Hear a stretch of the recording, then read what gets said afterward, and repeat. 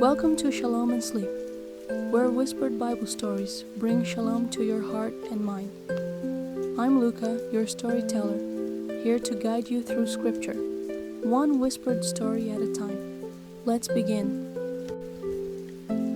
Shalom, little one. Close your eyes, take a deep breath, and listen as we journey to the time when Yauah chose a special bride for Yitzchak. Avraham was now old. Yauah had blessed him in all things, and he knew the promise must continue through his son, Yitzchak.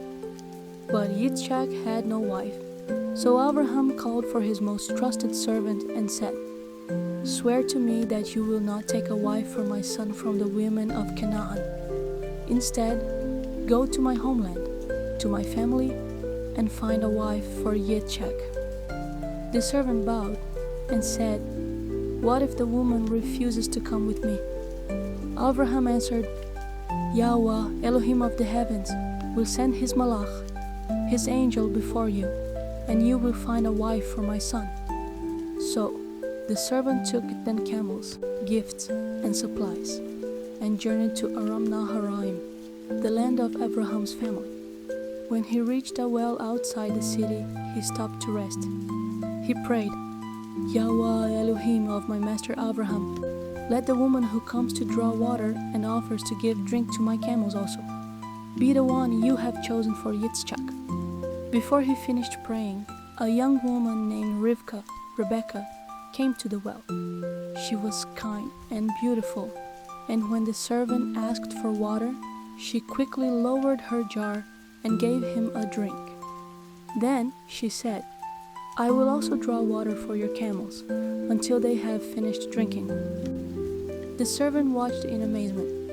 Could this be the one? He took out a gold ring and bracelets and asked, "Whose daughter are you? Is there room in your father's house for us to stay?" Rivkah smiled. "I am the daughter of Bethuel, son of Nahor, Avraham's brother, and yes, there is room for you to stay." The servant bowed low. "Baruch Yauah, blessed be Yauah, Elohim of my master Avraham, for he has led me to my master's family."